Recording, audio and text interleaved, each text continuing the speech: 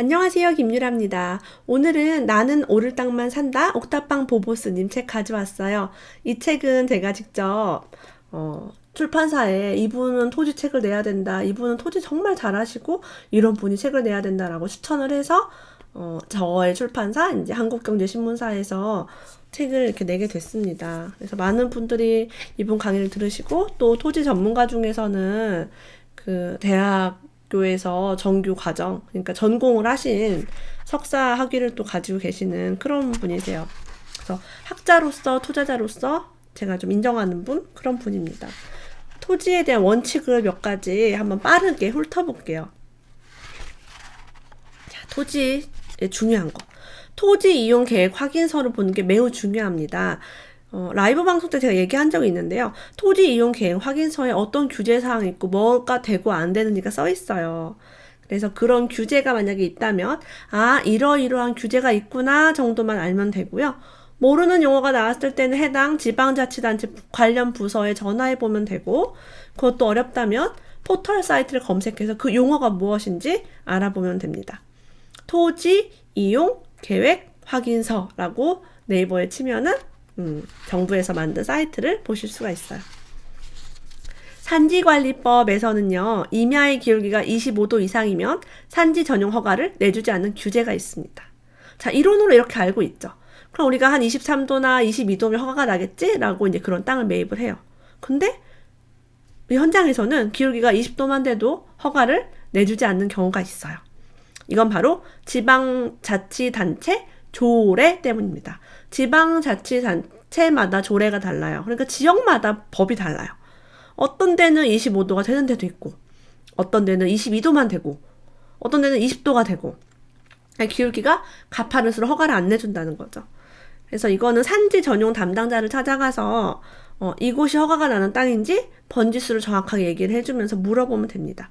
여러분이 땅을 사기 전에 혹은 경매로 낙찰 받기 전에 찾아가서 내가 경매로 받으려고 하는데 이것 좀 알려주세요 하면 친절하게 알려줘요. 내가 땅 주인이 아니라 매수자 입장이어도. 그러니까 중개사 말을 믿지 말고 여기 허가가 나요, 여긴 뭐가 됩니다 라는 말을 믿지 말고 담당자에게 확인하는 거 중요해요. 많은 분들이 토지 투자할 때 실수하는 부분이 바로 이 부분입니다. 뉴스를 보고 투자를 해요. 자, 경기도 구리시에서 토평동 일대 구리월드 디자인센터 건립을 위해 외국 자본 20달러를 유치하는 데 성공했다고 7일날 밝혔다. 그리고 8일에 호텔에서 외자 투자 협약식 MOU를 체결했다. 자, 이렇게 하니까 사람들이 우르르 가서 투자를 하는 거죠. 자, 과연 이 뉴스를 보고 투자를 해도 될까요? MOU, 이것은요, 정식 계약 맺기 전에 작성하는 문서입니다. 이게 그냥 MOU만 체결하고 아무것도 일어나지 않는 경우가 굉장히 많고요. 대전은 이런 일이 있었어요. 제가 살던 대전은 신세계 정용진 부회장이 여몽철 시장과 만나서 악수도 막 하면서 MOU 체결했어요. 그 당시에 신세계 프리미엄 아울렛을 이제 관저에 하기로 했습니다. 집값이 막 오르고 투기 세력이 들어오고 집이 하나 있는 사람이 하나 더 사고 집 없는 사람 내 집 마련을 당기면서 그렇게 투자를 했지만 이 그린벨트를 풀지 못해서 국토부에서 그린벨트를 허가를 내주지 않아서 이건 없던 일이 됐어요. 그리고 신세계 프리미엄 아울렛은 뭐 하남, 지금 또 어디에 있죠? 하남에 있고 일산, 고양시, 고양 스타필드 이런 식으로 들어간 거죠. 그리고 뭐 안성에도 지금 하고 있나? 아마 그럴 거예요. 그래서 이런 게 땅 파기, 삽질하기 전에 믿을 수 없는 것들이 굉장히 많습니다. 자, 그럼 이런 개발 사업이 실현되려면 어떤 조건이 필요하냐? 첫 번째는 행정 계획이 있어야 되고요. 두 번째는 사업 시행자가 있어야 합니다. 자, 사업 시행, 그러니까 이 땅에다가 건물을 짓고 시행을 하고 그럴 주체가 없으면은 굉장히 어렵다. 한마디로 돈을 대는 사람이 있어야 한다. 허가를 내주는 사람도 있어야 돼. 대전의 경우는 허가를 내주는 사람이 없었습니다. 대전시에서는 원했지만 국토부에서 이제 해주지 않았죠. 오산시의 개발 계획이 있어요. 자, 그러면 궁금한 게 있으면 오산시청 개발 담당과에 전화를 걸어서 민간사업자 공모는 언제까지입니까?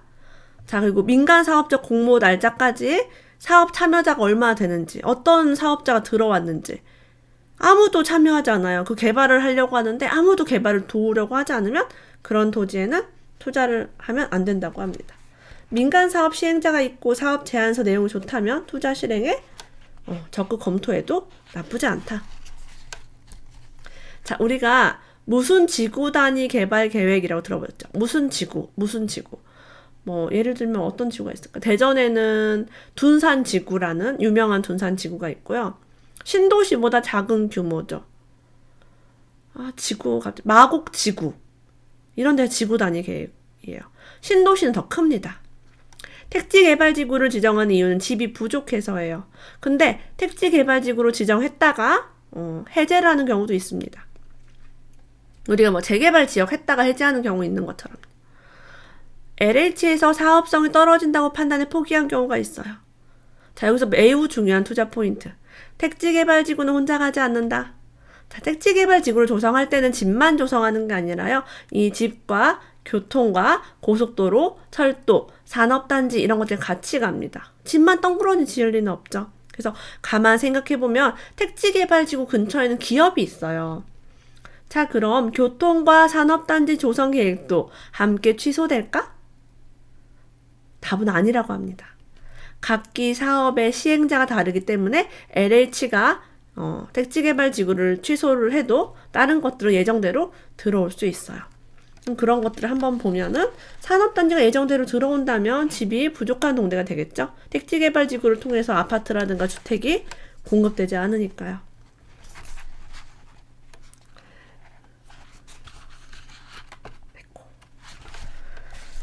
자, 당장 내년에 착공할 것처럼 떠들면 막 어떤 것을 막 내년에 착공한다라고 하면 3년 뒤에나 착공되겠군 하고 생각해야 한다. 선거철에는 더 주의해야 한다. 여러분, 별표. 선거철에는 내가 우리 지역이 뭘 하겠다 다 얘기를 합니다. 되는 게 거의 없어요. 마구 쏟아내는 선심성 공약에 휘둘려서는 안 된다. 반면에 민간 사업자가 돈을 투자한 사업은요, 공공이 주도하는 사업과 완전히 다르다. 속도는 빠르지만 언론에는 잘 노출되지 않는다. 민간 기업 입장에서는 굳이 자신의 사업을 동네방네 떠들 이유가 없기 때문이다 라고 합니다. 농지 투자. 농지는 어떨까요? 앞으로는 우리가 쌀이 부족할까요? 남아돌까요? 쌀이 부족하지 않습니다. 자, 농지를 개발하면 돈도 적게 들고 경제적이에요. 평평한 농지를 개발해 산업단지도 만들고 도로도 만들고 학교도 지을 수 있어요. 따라서 시가지는 산지가 아니라 가로막혀 있는 산이 아니라 농지 쪽으로 뻗어나게 되어 있다. 반대로 산지를 개발하는 거는 이제 산림도 훼손해야 되고요. 나무도 베야 합니다. 비오톱 1등급 비오톱 1등급은 뭐냐면 생물 서식 공간으로 생태계 유지를 위해 개발을 못하게 하는 곳. 개발 행위가 금지되어 있는 곳. 그래서 이런 것도 확인을 해야 합니다. 내가 했는데 비오톱 1등급이에요. 그러면 이제 개발 행위가 아예 안 되는 거죠. 건물을 지을 수 없어요. 토지 투자자라면 자연 녹지, 생산 녹지, 계획 관리, 생산 관리 이런 지역에 좀 더 많은 관심을 둬야 한다. 네, 건물을 이제 지을 수 있는 그런 곳이고 보존하지 않는 자연 그대로 보존이 아니라 뭔가 개발의 여지가 있는 그런 땅입니다. 계획 관리 지역에 관심을 가져야 하는 이유. 일반 주거 지역으로 잘 바뀌는 경향이 있기 때문이다. 한마디로 비시가지. 도시가 아닌 시골인데 시가지가 될 가능성이 높다는 이야기다. 계획관리지역의 용도지역 상향 사례를 많이 봐뒀다가 자신의 투자에 대입하면 된다. 계획관리지역이 다른 더 좋은 땅으로 신분 상승하는 거예요. 그런 케이스를 많이 봤다가 이런 땅들이 개발되는구나를 볼 수 있겠죠. 여러분 이제 가볍게 보시자면 도시에 보면은 비닐하우스 같은 거 되게 많이 있고 화원, 농원 굉장히 노다지 땅인데 다 비닐하우스 쳐놓고 그런데도 향후 개발이 좀 될 수 있는 땅이라고 볼 수 있겠죠. 가격은 많이 좀 비쌉니다. 그런 곳은. 로드뷰를 통해서 우리가 볼 수 있는 것 중에 하나가 땅 속에 무엇이 있는지를 볼 수 있어요. 예를 들면 하수관, 배수로, 맨홀 뚜껑, 우수 이런 거 뚜껑 볼 수 있거든요. 로드뷰를 열면요, 이 동네가 어떻게 개발이 되어 있는지를 자세히 볼 수 있습니다. 쓸데없이 땅을 파고 하수관을 교체했을 리는 없다. 지금 있는 하수관으로는 부족하다는 뜻이고 이는 앞으로 사람이 더 늘어난다는 뜻이기도 하다.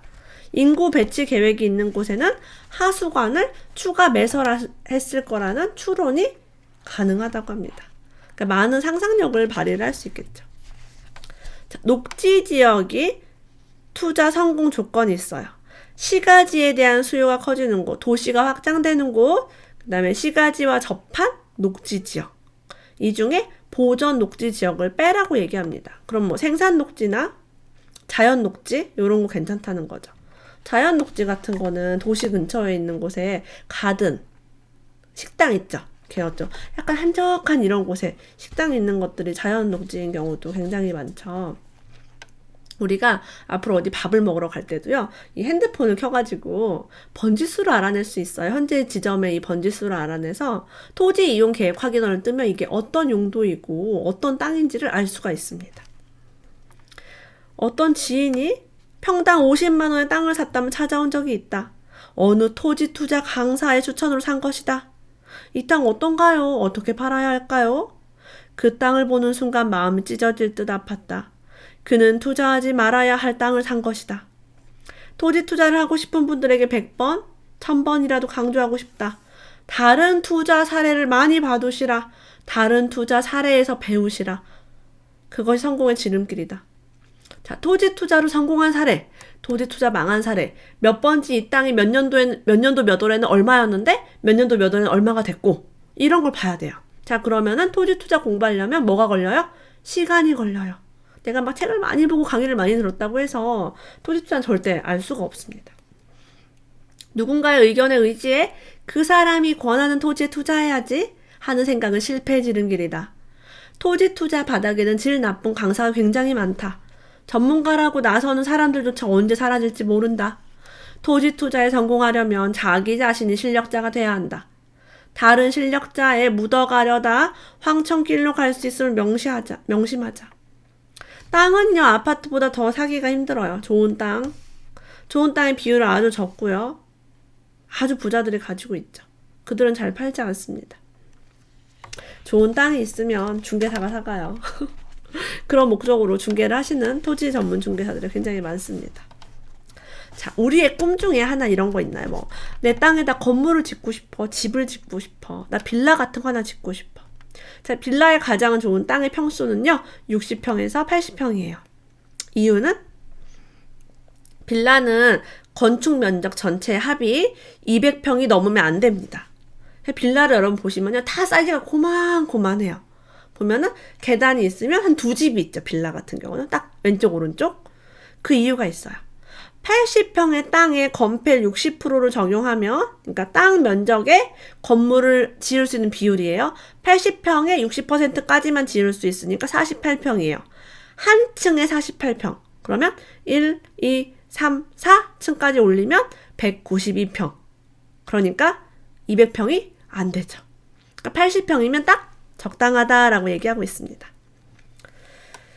그러니까 80평 이상의 땅을 사봐야 건물을 많이 지을 수 있다 없다? 없어요. 200평 이상은 못 지으니까.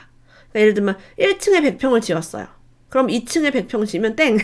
3층, 4층 건물을 못 짓는 거죠. 이게 빌라니까 빌라를 짓기 좋은 땅의 사이즈가 60평에서 80평 정도다. 90평, 100평 살 필요가 없다라는 이야기입니다. 자, 근데 다세대를 주택할 때와 우리가 보통 원룸이라고 말하는 다가구 주택을 지을 때와 법이 달라요. 다세대 주택은요, 인접 대지와의 경계에서 1.5m를 띄워줘야 돼요. 옆 건물, 도로 이런 데는 띄어서 1.5m면 굉장히 넓어요. 거기를 빼고 건물을 지어야 합니다. 자, 이에 비해 다가구 주택은요, 인접 경계에서 50cm만 호퇴하면 된대요. 거의 이 둘레로 1m 정도를 그렇게 모양을 뺄 수 있으니까 더 건물 모양이 제대로 나오겠죠. 사실은 이것저것 빼고 나면 건물을 지을 수 있는 면적이 확 줄어들 수 있어요. 주차 대수가 5대 정도 확보되는 땅이라면 다가구 주택 짓기에 더없이 좋은 조건이다. 그러려면 코너 땅이어야 한다. 다가구 주택용 토지에 투자할 때는 도로와 인접한 면이 길어야 주차를 많이 할 수 있다는 점을 기억하라.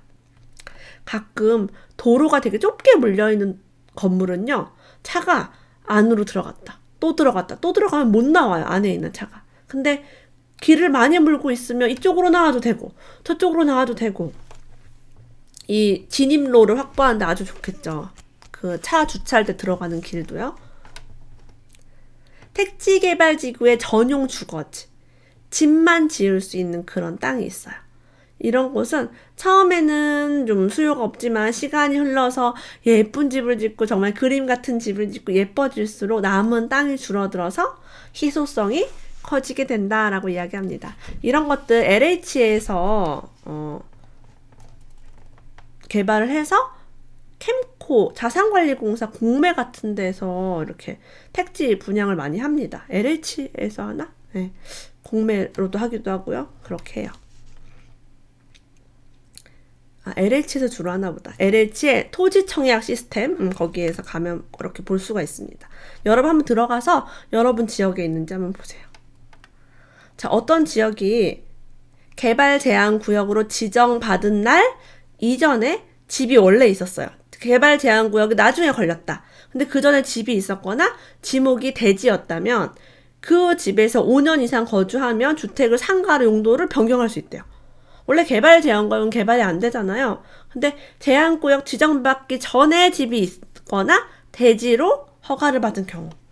그래서 요런 것도 담당 공무원 찾아가서 구청 가가지고 집원을 대면서 이거 언제 지목이 지정됐나요? 언제 개발 구역이 됐나요? 언제 대지가 됐나요? 라고 물어볼 수 있어요. 경매 입찰하기 전이라면 저 이거 경매 들어가려고요 라고 솔직히 얘기해도 상관없습니다. 자, 여러분 길 가다 보면 보도블록 쭉 깔려있는 곳이 보셨어요? 도로 옆에 보도블록.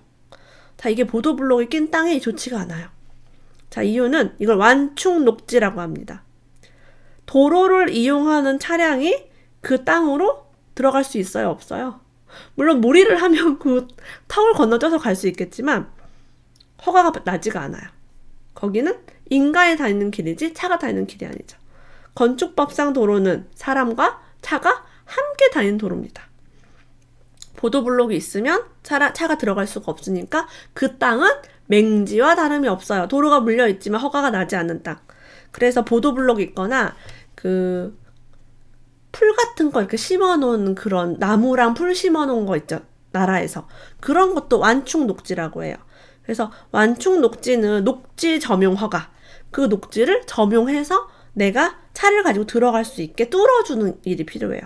제가 알기로는 이게 백이 없으면 좀 어려운 걸로 알고 있고, 그냥 그걸 어떻게 내주는지 규칙이라든가 원칙이 없는 걸로 알고 있습니다. 방법이 딱히 없는 걸로 알고 있어요. 자, 스타벅스의 이야기가 나옵니다. 이분이 사실은 상가 투자 전문가예요. 이 전작이 나는 집 대신 나는 집 대신 상가에 투자한다가 전작입니다. 그리고 이제 점포 개발팀에서 이제 그런 일을 많이 하셨고요. 원래 직업이. 스타벅스 얘기가 나와요. 우리의 소원 아닙니까? 돈 벌면 스타벅스 같은 거 하나 갖고 싶죠. 저만 갖고 싶은가요? 자, 어떤 건물이 나왔는데 주유소 자리였어요. 어떤 땅이 나왔는데요. 자, 스타벅스 지점을 유치하면 보증금 3억에 월 매출의 13%를 임대료 명목으로 받을 수 있대요. 월세가 아니라 이제 매출의 13%. 그러면 1억 원의 매출을 올린다. 드라이브 스루를 하면 월 매출 5천, 실내 좌석 이용객 5천을 받을 수 있대요. 총 1억. 자, 1억 정도 매출을 일으키면 1년에 1,430만 원 정도의 월 1억 매출이니까 1,430만 원을 매월 받을 수 있는 거야. 자, 그러면 1,430을 월세로 받는 건물의 가치는 역산을 해보면 45억 원 정도 된다고 해요. 자, 그러면 이 땅이 이런 평수에 이렇게 해서 매출이 얼마가 나온다. 계산을 하는 거죠. 월 매출의 13%가 월세니까 이러면 이 건물은 45억의 가치다. 그러면 내가 이걸 땅을 살 때 얼마에 사서 건물을 얼마치를 지어야지 얼마가 남는가 계산될까요? 안 될까요? 되는 거죠. 이 땅이 뭐 20억이다. 그러면 건물 짓는데 10억이 든다. 그럼 총 30억이다. 그럼 이게 45억의 가치가 있으니까 스타벅스만 꽂으면 15억이 남겠다. 이렇게 계산을 하고 투자를 시작합니다. 투자하는 방법 중에 하나죠. 자, 마지막으로 제가 되게 재밌게 공부했던 부분인데 도시공원 일몰제라고 있어요. 제가 라이브 방송 때는 몇 번 얘기를 했었는데요. 이 도시공원은 장기간 보상하지 않을 경우 국가에서 공원으로 지정을 해놓고 보상을 안 한 거예요. 20년 이상 보상하지 않고 공원 부지로 지정해 놓으니까 개발할 수 있어요? 없어요? 못하는 거예요. 사유지를 공원으로 해놓고 보상하지도 않고 임대료를 주지도 않고 쓰지도 않고 그런 경우 만일 20년이 경과했다면 2020년 6월 30일까지 그걸 보상을 하고 보상을 하지 못한다면 돈이 없다면 하기 싫다면 7월 1일자로 도시공원을 해제하라. 이것이 바로 도시공원 일몰제입니다. 그래서 여러분 도시공원 일몰제가 뭐야? 라고 하시면 도시공원 일몰제로 검색을 하면 이 기사가 나오고요. 최근 기사로는 고승덕 변호사가 이제 공원 용지를 샀다가 싸게 사서 이 도시공원 일몰제로 풀려요. 내년에. 이 땅이 이제 해제가 돼요. 그러면서 시세 차익을 이제 어마어마하게 봤다는 이야기. 그러니까 사람들이 도시공원 일몰제가 풀리는 걸 몰랐을 때는 이게 굉장히 저렴한 가격에 거래가 됐죠. 근데 이게 헌법으로 위헌이라고 해가지고 제가 이걸 몇 년 전에 이렇게 발표가 났어요. 정부에서는 개인의 사유재산은 이렇게 하면 안 된다. 보상을 해주든가 땅을 그냥 자유롭게 이용할 수 있도록 둬라 라고 얘기했고요. 또 며칠 전에 2019년 5월에 나온 기사 중에 하나는 대전에 월평공원이라고 있어요. 월평동 바로 하나로 아파트 옆에 있는 공원이 있는데 그 공원도 개인 겁니다. 건설사 거예요. 근데 공원으로 지정돼서 진짜 거기 공원으로 썼어요, 개인이. 근데 이제 그 지역 자치에서 그거를 이제 보상하지 않을 거면은 사용할 수 있게 허가를 해줘야 돼요. 근데 너무나 비싼 땅이라 공원을 다 사갈 수가 없죠. 그래서 이 땅은 아파트를 지을 수 있게 되었다고 합니다. 왜? 땅 주인이 자유롭게 이제 쓸 수 있도록 하는 거예요. 그래서 이런 책들을 읽으면 뭐 과거를 복귀할 수도 있기도 하고 이런 식으로 가치를 보는구나를 알 수 있고요. 가장 중요한 거는 내 돈이 막 몇 억씩 들어가는데 사기를 당하지 않을 수 있다는 점이에요. 저도 토지에 대한 책을 참 많이 읽었는데요. 이 책은 정말 좋으니까 한 번쯤 꼭 읽어보셨으면 좋겠습니다. 오늘도 끝까지 함께 해주셔서 감사합니다. 다음에 또 만나요.